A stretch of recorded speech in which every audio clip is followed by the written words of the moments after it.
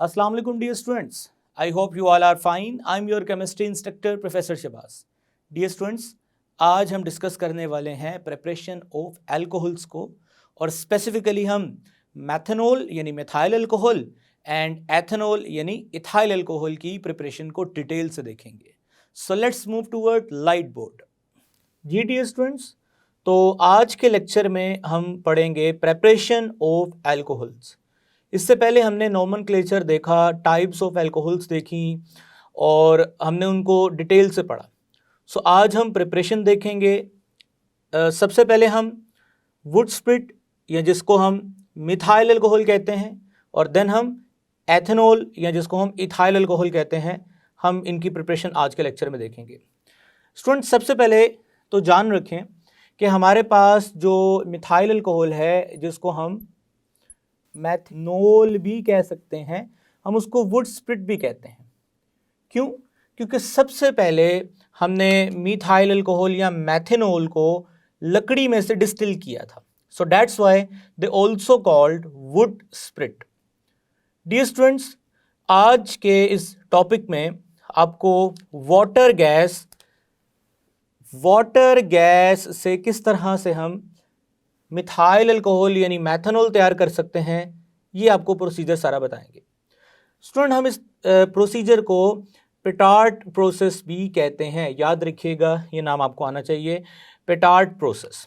Students, अब water gas क्या है? वाटर गैस स्टूडेंट्स कम्बिनेशन है carbon monoxide and hydrogen gas का. अब ये हमें मिलती कैसे है? स्टूडेंट, वाटर गैस को हासिल करने के लिए हमें क्या करना पड़ता है? रेड हॉट कोक यानी कि जो कार्बन ही होता है उसमें ज़्यादातर, रेड हॉट कोक के ऊपर आपने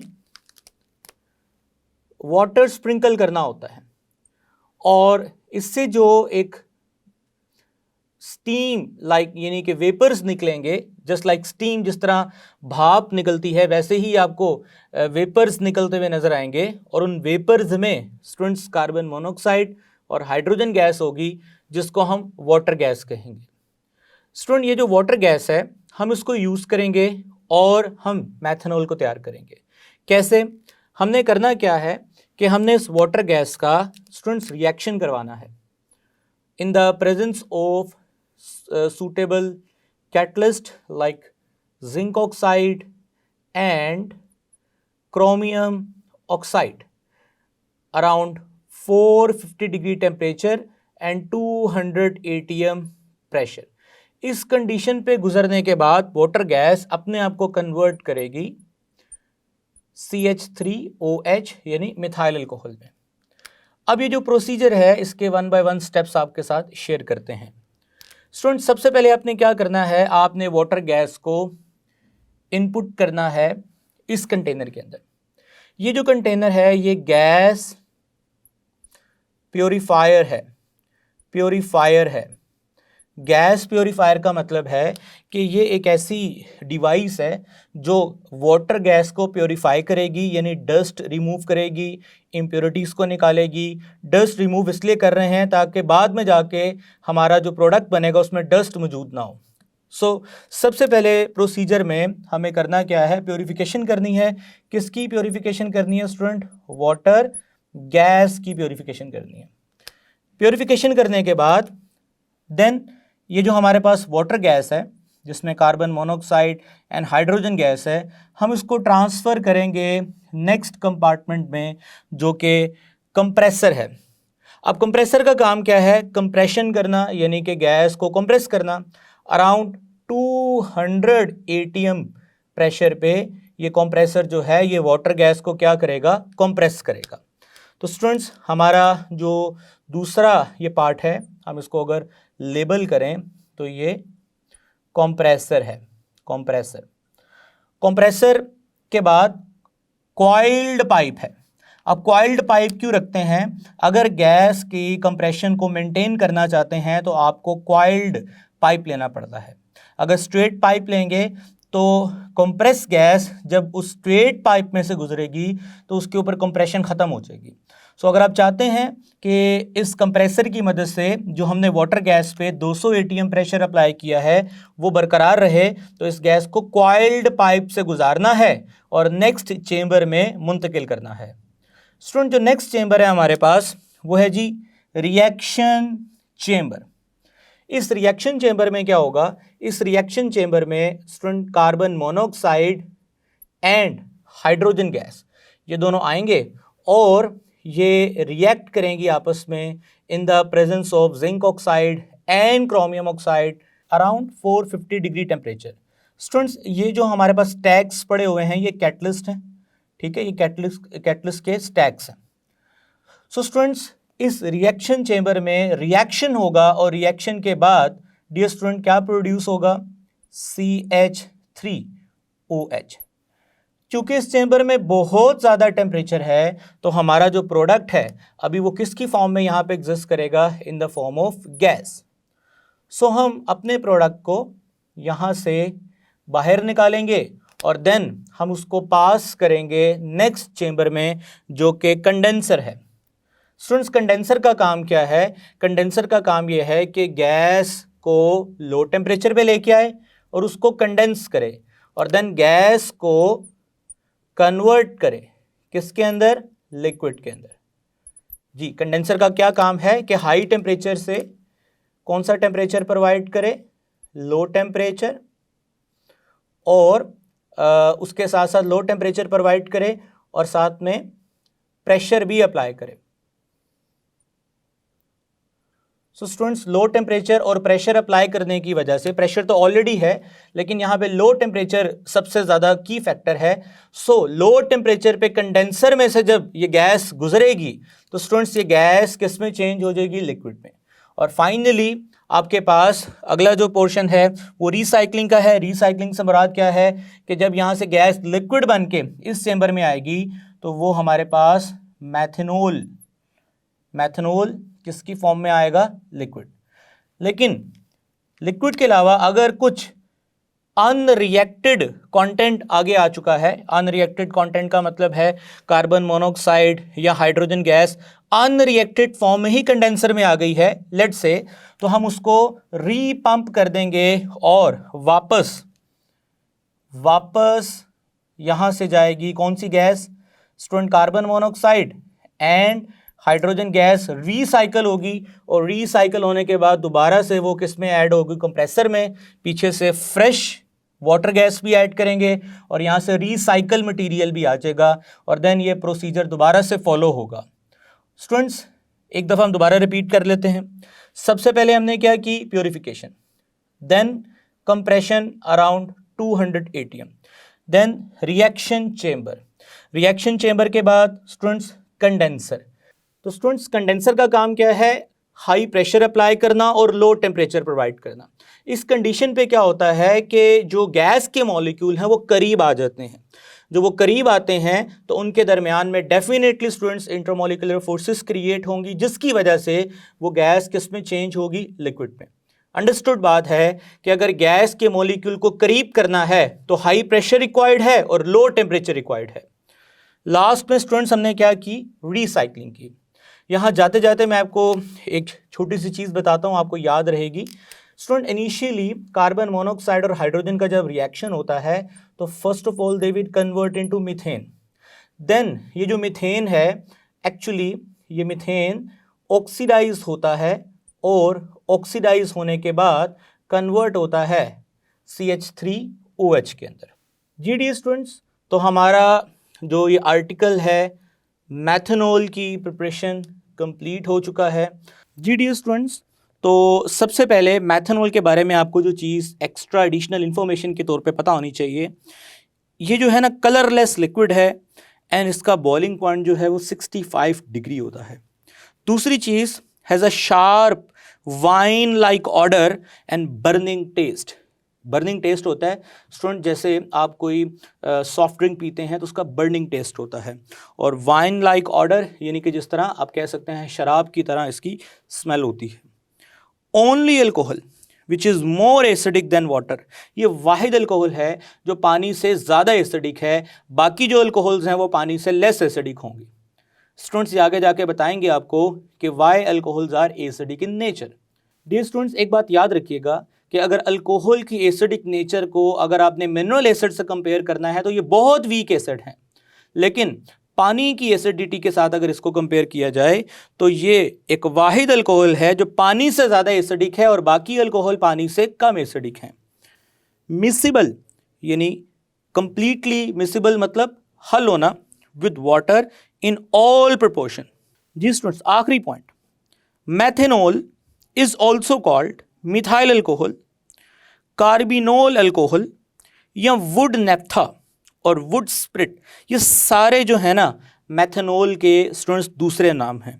since it was prepared by the distillation of woods, that's why they also called wood spirit. Dear students, ये तो थी कुछ एडिशनल इन्फॉर्मेशन। अब हम लाइट बोर्ड की तरफ मूव करते हैं और डिस्कस करते हैं एथेनॉल को। जी डियर स्टूडेंट्स, तो मैथेनॉल को कंप्लीट करने के बाद अब हम मूव करते हैं एथेनॉल की तरफ। स्टूडेंट्स, एथेनॉल हम लोग जो डेली लाइफ में जब कभी भी अल्कोहल का जिक्र करते हैं तो हमारी मुराद इथाइल अल्कोहल होता है या एथेनॉल जिसको कहते हैं।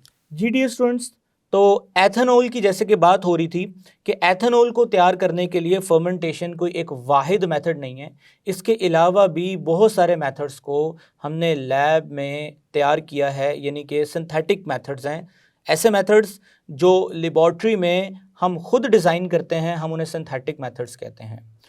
सो स्टूडेंट्स, एथेनॉल को आज के दौर में तो 20 से 30% ही फर्मेंटेशन के थ्रू तैयार किया जाता है और बाकी मोर देन 70 to 80% हम एथेनॉल को सिंथेटिक मेथड्स के जरिए ही तैयार करते हैं।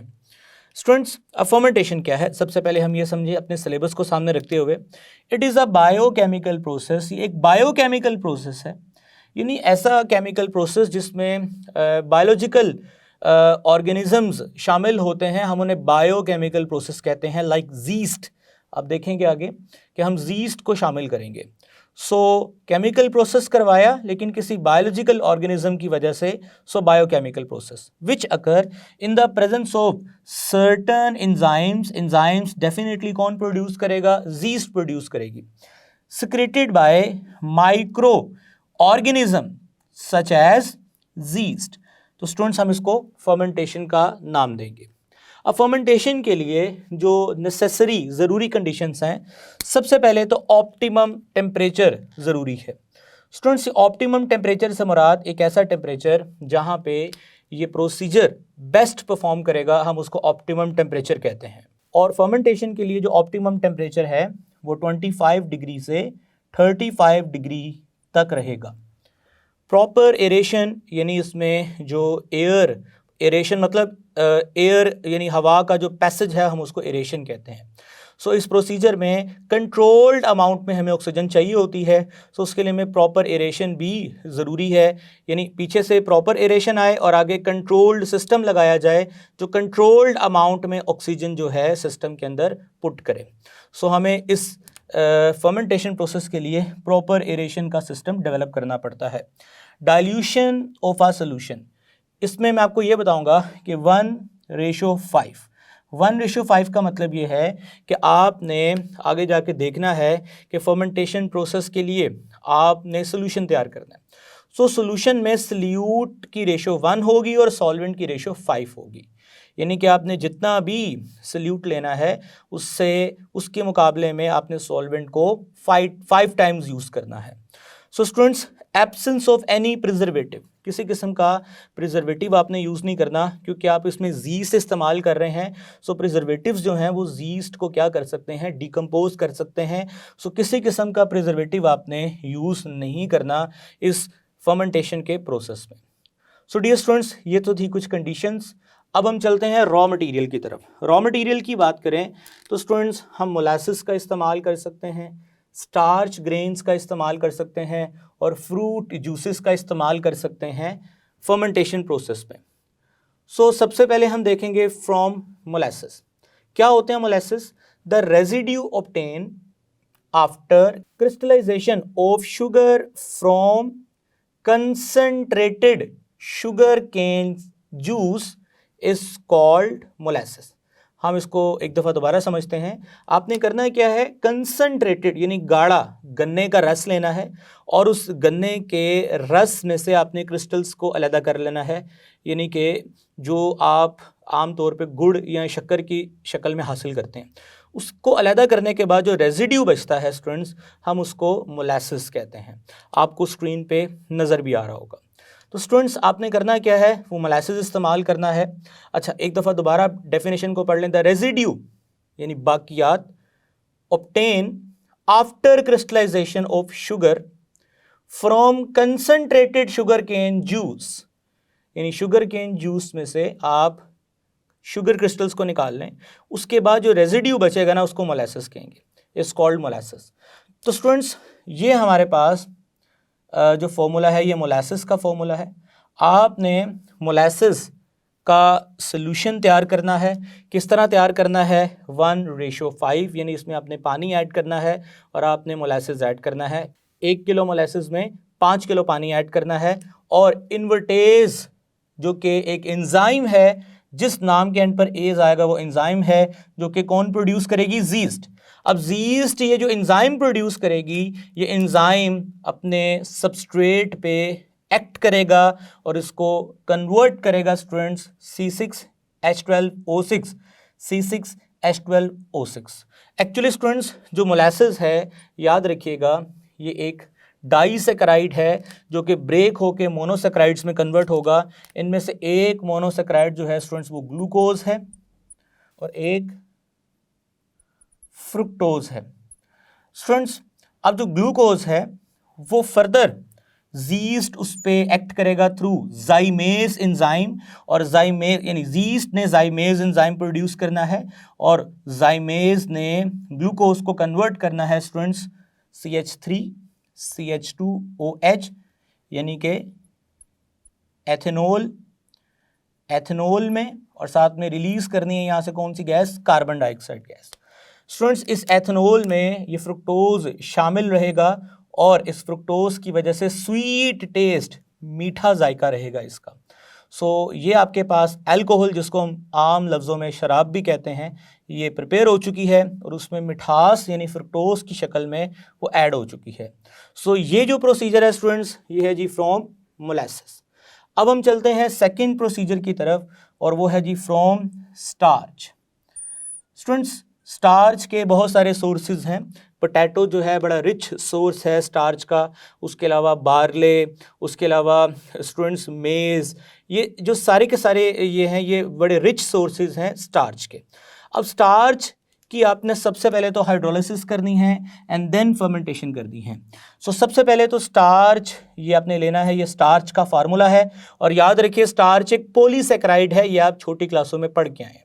सो वो पॉलीसेकेराइड पानी की मौजूदगी में कन्वर्ट होगा स्टूडेंट्स डाइसेकेराइड में, यानी many units which are connected with each other, many units which are connected with each other, first of all they breaks into disaccharides, यानी वो पहले तो डाइसेकेराइड्स में टूटेंगे दो दो यूनिट्स में। अब वो दो यूनिट्स में जैसे कि आप देख सकते हैं C12H22O11। स्टूडेंट्स ये जो फार्मूला है ये है माल्टोज का, और माल्टोज में याद रखिएगा ग्लूकोज एंड ग्लूकोज कनेक्ट होते हैं। अब ये तो आपको पता होगा, छोटी क्लासों में भी आप पढ़ के आए हैं कि ग्लूकोज एंड फ्रुक्टोज का मॉलिक्यूलर फॉर्मूला तो सेम है लेकिन स्ट्रक्चरल फॉर्मूला में चेंज है। जैसे कि आपको स्क्रीन पे ग्लूकोज एंड फ्रुक्टोज का फॉर्मूला नज़र आ रहा है। आप देख सकते हैं कि ग्लूकोज जो है वो एक अल्डिहाइडिक शुगर है और फ्रुक्टोज जो है वो एक कीटोनिक शुगर है। सो स्टूडेंट्स याद रखिए, अगर एक ग्लूकोज और एक फ्रुक्टोज मिलेगा तो हम उसको मोलासेस, और अगर एक ग्लूकोज और दूसरा भी ग्लूकोज रहेगा तो हम उसको माल्टोज भी कह सकते हैं। ठीक है स्टूडेंट्स। सो अब ये माल्टोज जो है नेक्स्ट स्टेप में, यानी सबसे पहले हमने पॉलीसेकेराइड को कन्वर्ट किया डाइसेकेराइड। अब पॉलीसेकेराइड को डाइसेकेराइड में कन्वर्ट करने के लिए जो एंजाइम प्रोड्यूस करेगा वो है डायस्टेज एंजाइम, ये स्पेशल तरह के जीस्ट होते हैं जो डाइएस्टेज एंजाइम प्रोड्यूस करते हैं, वैसे हर जीस्ट डाइएस्टेज एंजाइम प्रोड्यूस नहीं कर सकता। सो ये हमने बायो इंजीनियरिंग करके जीस्ट तैयार किए होते हैं जो डाइएस्टेज एंजाइम प्रोड्यूस करने की सलाहियत रखते हैं। सो ये डाइएस्टेज क्या करेगा, इस पॉलीसेकेराइड को तोड़ेगा दो दो यूनिट्स के अंदर, और उन दोनों वो दो दो यूनिट्स जो हैं उनमें जो सिंगल यूनिट है वो कौन कौन से हैं, ग्लूकोज एंड ग्लूकोज। सो हमने स्टार्च को माल्टोज में तोड़ा, अब माल्टोज के ऊपर माल्टेज एंजाइम एक्ट करेगा जो जीस्ट नहीं प्रोड्यूस किया, और फर्दर ग्लूकोज को अलग अलग करेगा C6H12O6। अब स्टूडेंट्स इस ग्लूकोज के ऊपर दोबारा से वही जीस्ट जो जाइमेज एंजाइम सिक्रीट करता है, जाइमेज इस पे एक्ट करेगा और इसको कन्वर्ट करेगा स्टूडेंट्स एथेनॉल के अंदर, और साथ में कौन सी गैस रिलीज करेगा, कार्बन डाइऑक्साइड। अब ये जो स्टार्च से अल्कोहल तैयार हुई है स्टूडेंट्स, ये स्वीट इन टेस्ट नहीं होती, इसमें आप आर्टिफिशियल फ्लेवर्स ऐड करके इसका जायका चेंज कर सकते हैं। सो जो मोलेसिस से आपको मिली थी स्टूडेंट्स, डेफिनेटली वो स्वीट इन टेस्ट होती है due to presence of fructose.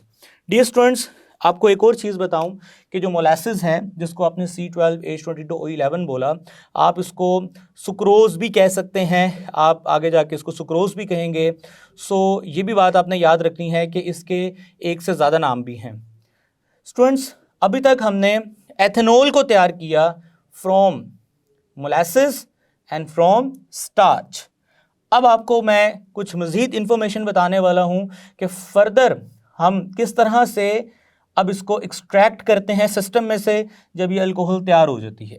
Ji dear students, सो अभी तक हम लोग ये देख चुके हैं कि किस तरह से हम मोलेसिस और स्टार्च का इस्तेमाल करते हुए एथेनॉल को फर्मेंटेशन के थ्रू तैयार करेंगे।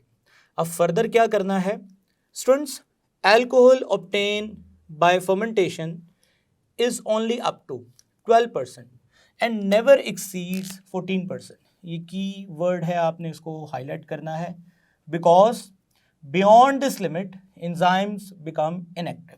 यानी जिस सिस्टम में आप फर्मेंटेशन का प्रोसेस करवा रहे हैं उस सिस्टम में जो अल्कोहल है वो मैक्सिमम 14% तक ही तैयार होगी, इसके बाद एंजाइम्स जो हैं वो इनएक्टिव हो जाएंगे, फर्दर प्रोसीजर नहीं चलेगा और फर्दर एथेनॉल तैयार नहीं होगी। सो डियर स्टूडेंट्स, ये आपने वजह यानी कि जो रीज़न है वो आपको अलग से शॉर्ट क्वेश्चन आ सकता है। तो रीज़न है because beyond this limit enzymes east secrete करती है बिकम इनएक्टिव। जी डियर स्टूडेंट्स, नेक्स्ट अब हमने करना क्या है, इस परसेंटेज को इंक्रीज करना है अप टू 95%। अब कैसे करेंगे ये, द अल्कोहल इज डिस्टिल्ड, यानी ये जो आपको 12 to 14% तक की परसेंटेज मिली है अल्कोहल की यानी कि एथेनॉल की, अब आपने इसको 95% तक लेके आना है। अब 95% पे जब अल्कोहल आएगी तो हम उसको बोलेंगे रेक्टिफाइड स्पिरिट। स्टूडेंट्स, अब ये 95% तक हम कैसे लेके आएंगे, अच्छा अब ये देखते हैं स्टूडेंट्स। इसके लिए हमने डिस्टिलेशन का प्रोसेस करना है। अब क्या है डिस्टिलेशन का प्रोसेस, मैं थोड़ा इसको आसान अल्फाज में समझाता हूँ आगे। फॉर एग्जांपल स्टूडेंट्स, हमारे पास कंटेनर है, उस कंटेनर में वाटर है और साथ ही साथ उसमें अल्कोहल है। समझ लीजिएगा कि ये जो ग्रीन कलर के मैं रिप्रेजेंटेशन कर रहा हूँ ये अल्कोहल की कर रहा हूँ, और जो कि सिर्फ 14% तक है, पानी है इसमें जो कि एक्सेस अमाउंट में है। आप स्टूडेंट इसको हीट करोगे, जैसे ही आप इसको हीट करोगे आप जानते हो कि पानी का बॉइलिंग पॉइंट ज़्यादा है अल्कोहल का, यानी अगर एथेनॉल की बात करें स्टूडेंट्स इसका 78 डिग्री बॉइलिंग पॉइंट है, और पानी की बात करें तो स्टूडेंट्स वाटर का 100 डिग्री बॉइलिंग पॉइंट होता है।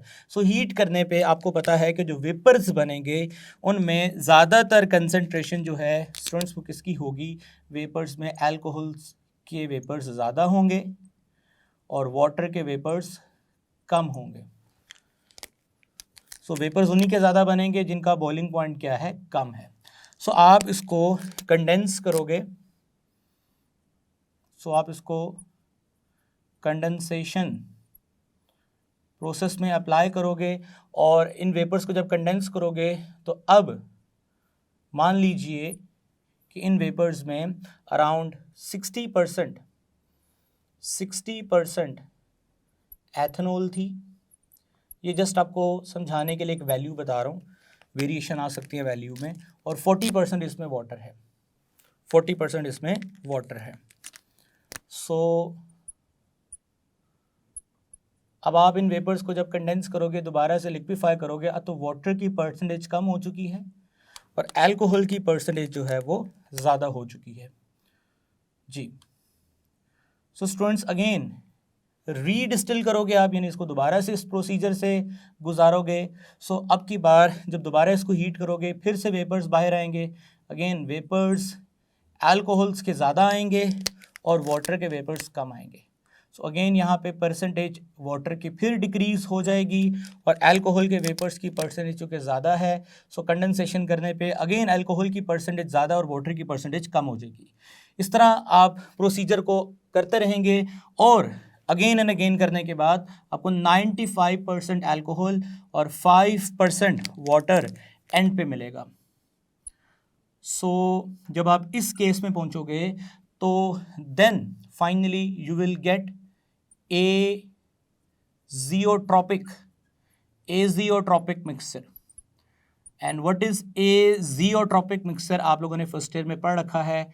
अब ये इस सिचुएशन पे आ गया है कि फर्दर आप इसको हीट करोगे तो वेपर्स 95% अल्कोहल की होंगे और 5% ही वाटर के होंगे। अब इसकी परसेंटेज चेंज नहीं होगी, यानी कि आपने 12 to 14% से 95% पे आगे हो, मज़ीद 5% पानी जो है वो इस प्रोसीजर के थ्रू आप अलग नहीं कर सकते। अब उसको अलहदा करने के लिए आपको नेक्स्ट स्टेप फॉलो करना पड़ेगा।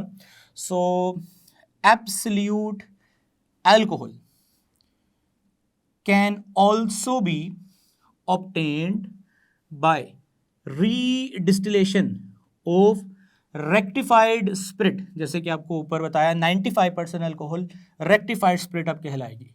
इन द प्रेजेंस ऑफ क्विकलाइम यानी कि कैल्शियम ऑक्साइड, एनहाइड्रस यानी खुश्क, एब्जॉर्ब मॉइस्चर यानी अब ये क्या करेगा, मॉइस्चर को एब्जॉर्ब करेगा। क्या मतलब है? अगेन स्टूडेंट्स आपके पास कंटेनर है, वही कंटेनर जिसमें आप 95%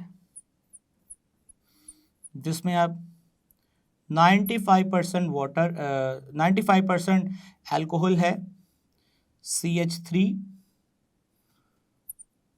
and OH, CH3 CH2 OH और 5% वाटर है। सो स्टूडेंट्स आप इसमें आप कैल्शियम ऑक्साइड ऐड कर दोगे, पाउडर फॉर्म में है। सो कैल्शियम ऑक्साइड क्या करेगा, मॉइस्चर को एब्जॉर्ब करेगा और प्रेसिपिटेट की फॉर्म में, पीपीटी की फॉर्म में नीचे बैठ जाएगा।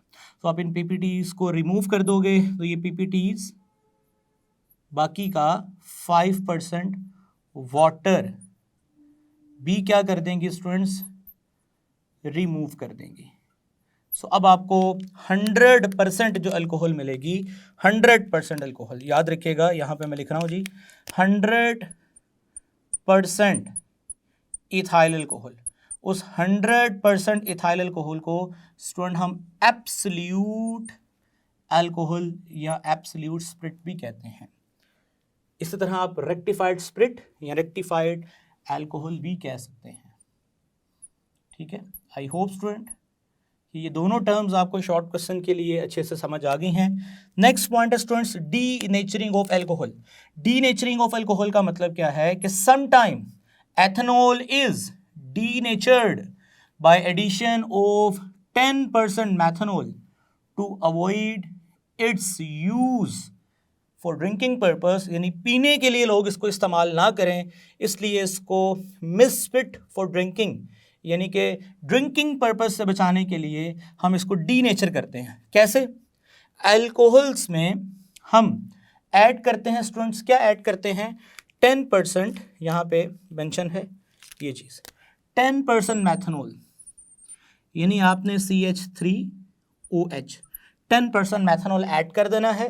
सो 10% मैथनॉल ऐड करना है किसके अंदर? एथेनॉल के अंदर, ताकि एथेनॉल ड्रिंकिंग पर्पस के लिए यूज ना हो। मैथनॉल स्टूडेंट्स पॉइजनस एल्कोहल है। सो स्टूडेंट्स ऐसी एथेनॉल जिसके अंदर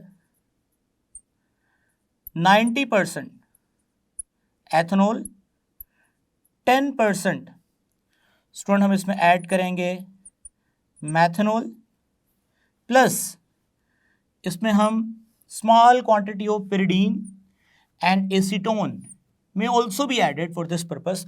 आप इसमें pyridine भी ऐड कर सकते हैं, pyridine भी ऐड कर सकते हैं, एसीटोन भी ऐड कर सकते हैं, कुछ कलर्स भी ऐड कर सकते हैं। सो अब ये जो आपके पास सोल्यूशन तैयार हुआ है स्टूडेंट्स, ये जो सोल्यूशन है, this solution is called methylated spirit. This solution is called methylated spirit.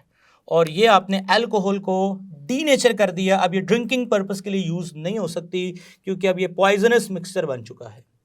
I hope students कि ये सारे पॉइंट्स आपको समझ आ गए हैं। अब मैं आपके सामने एक टेबल शो करूंगा जिसमें डिफरेंट इंफॉर्मेटिव बातें होंगी आपके लिए जो टॉपिक के रेलिवेंट हैं। जी डियर स्टूडेंट्स, तो आपके सामने एक स्क्रीन आ रही है और सबसे पहले एथेनॉल के बारे में इंफॉर्मेशन शो कर रहा हूँ। Ethanol is also called ethyl alcohol, spirit of wine और ग्रेन अल्कोहल। ये आपने याद रखनी है information. Student second information fermentation के रेलिवेंट। फर्मेंटेशन का जो लफ्जी वर्ड है वो फरवर का मतलब होता है टू बॉयल। स्टूडेंट्स अगर आप फर्मेंटेशन के प्रोसेस को ऑब्जर्व करें तो ड्यूरिंग द प्रोसीजर आपको सरफेस पे बबल्स नजर आ रहे हैं, जैसे कि चीज़ बॉयल हो रही है। सो दैट्स वाई इसको हम टू बॉयल यानी फरवर भी कहते हैं। Next information students, fermentation is an aerobic and exothermic process. The science of fermentation is called zymology. जी, यीस्ट के बारे में स्टूडेंट्स आपको पता होना चाहिए कि एक यूनिसेलुलर माइक्रोस्कोपिक फंगस है which grow and multiplies rapidly under suitable condition. Students no yeast, no enzyme, no fermentation. Next हम बात करेंगे स्टार्च, पोटैटोज, मेज, बार्ले। आपको पता है ये चीप स्टार्ची मटेरियल हैं। इन स्टार्ची मटेरियल्स को हाइड्रोलाइज करते हैं शुगर के अंदर, देन ये शुगर जो है वो फर्मेंटेड बाय यीस्ट और कन्वर्ट होती है स्टूडेंट्स एथेनॉल के अंदर। नेक्स्ट है जी रेक्टिफाइड स्पिरिट। अभी मैंने बताया 95% जो एथेनॉल है इसका rectified spirit. It is an azeotropic mixture. क्या होता है azeotropic mixture? Can not be separated by fractional distillation, यानी 95% के बाद आप इस पर फिर फ्रैक्शनल डिस्टिलेशन अप्लाई नहीं कर सकते। G D students, next rectified spirit can not B obtain directly by fermentation, क्योंकि सिर्फ 12 से 14% ही आपको इसमें अल्कोहल की परसेंटेज मिलती है। Beyond this limit enzyme become inactive. जी स्टूडेंट्स, नेक्स्ट हमारे पास है जी अल्कोहल्स, यानी जो बेवरेजेस हैं जो पीने के लिए लोग इस्तेमाल करते हैं, उसमें बियर, वाइन, विस्की। अब बियर में जो एथेनॉल है वो 4% रहती है, वाइन में 12% रहती है, विस्की में 40 to 50% एथेनॉल की परसेंटेज रहती है। आई होप स्टूडेंट्स ये रेलेवेंट इन्फॉर्मेशन है इस टॉपिक के, तो आप इसको अपनी टेक्स्ट बुक पे नोट कर लें। जी डी स्टूडेंट्स, तो मूव करते हैं लाइट बोर्ड की तरफ। स्टूडेंट्स आई होप कि आज के इस लेक्चर में आप अच्छे से समझ चुके हैं कि किस तरह से हम मिथाइल अल्कोहल और इथाइल अल्कोहल को प्रिपेयर करते हैं। इंशाल्लाह ताला स्टूडेंट्स नेक्स्ट लेक्चर में मिलेंगे और physical properties of alcohols and कुछ हम इसके रिएक्शंस पे डिस्कस करेंगे। सो तब तक के लिए मुझे इजाज़त दें। टेक केयर, अल्लाह हाफिज़।